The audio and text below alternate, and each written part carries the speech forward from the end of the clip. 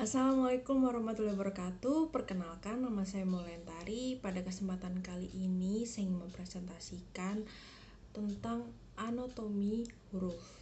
Sebelum memulai presentasi, saya ingin mengucapkan terima kasih sebanyak-banyaknya yaitu kepada Miss Dewi selaku dosen tipografi siang yang telah memberi kesempatan saya untuk melakukan presentasi ini.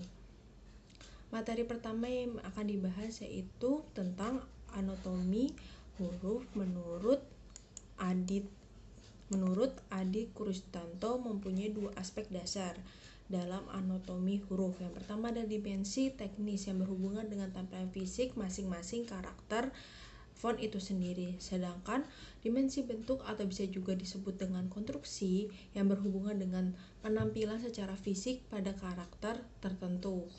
Terus, apa sih pengertian dimensi fisik atau bisa juga disebut dengan teknis, dari segi teknis. Dimensi fisik yaitu berhubungan dengan secara langsung dengan teknis, yaitu cara huruf dari segi tinggi kata atau baris.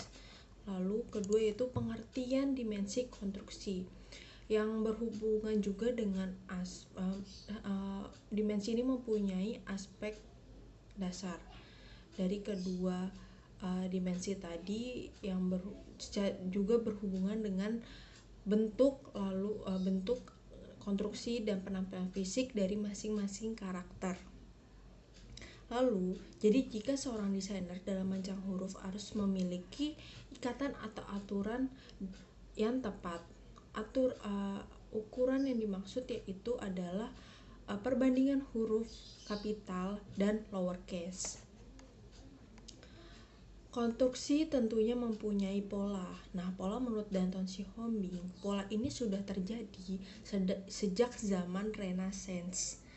Dari abad 14 sampai 15 di Italia. Dalam segi subjek analisisnya, penemuan prinsip-prinsip konstruksi huruf dijadikan referensi untuk para desainer ketika merancang karakter huruf atau bentuk huruf.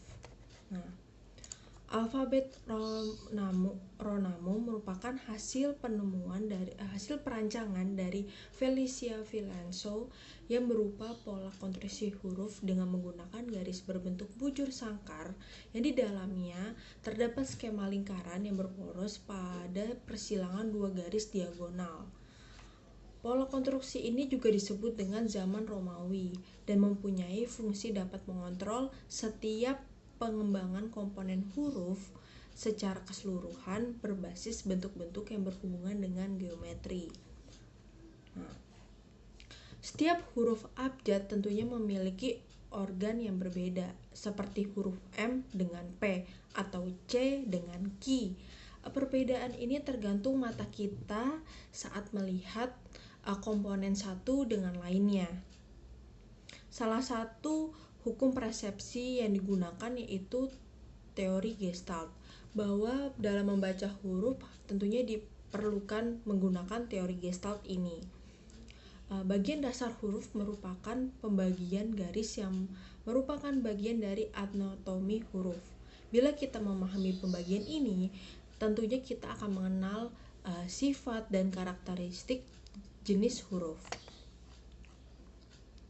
Dalam terminologi umum membahas pembagian garis maya yang bisa juga disebut dengan huruf sebagai berikut, yaitu pembarisan garis maya itu berdasarkan kapital dan huruf lowercase dalam kategori jenis font sans serif. Pengertian pembagian garis maya untuk batas huruf kapital atau lowercase juga terbagi menjadi 6 bagian, yaitu kapitalin, lalu ascender, lalu mainline, lalu x-high, lalu baseline, lalu dan descender. Nama bagian-bagian individu huruf seperti huruf, angka, lalu tanda baca dalam tipografi disebut dengan karakter. Huruf, angka, tanda tentunya memiliki opsi rata dan baseline. Setiap karakter sendiri seperti kapital dan lowercase memiliki bottom yang disebut dengan stem di bagian ujung, sedangkan garis akhir penutup disebut dengan terminal. Setiap huruf tentunya memiliki ruang cekung yang berbeda-beda. Seperti di contoh, terdapat ruang cekung tertutup dan terbuka.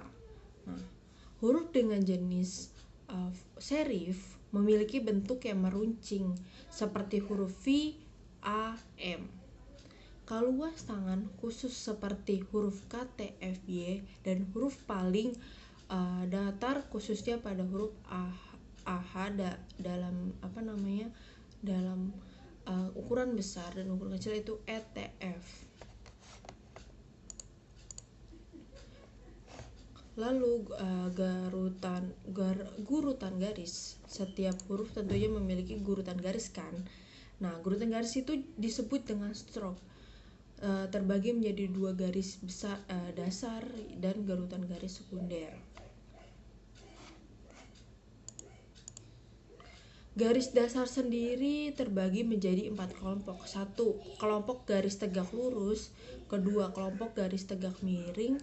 3. Kelompok garis tegak lengkung. Dan 4 adalah garis lengkung.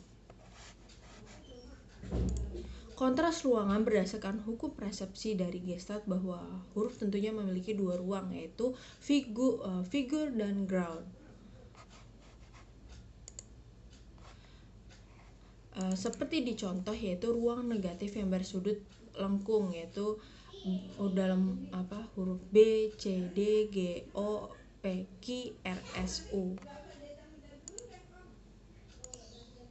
Dan ruang negatif yang bersudut persegi 4 yaitu E, V, H, I, L, T.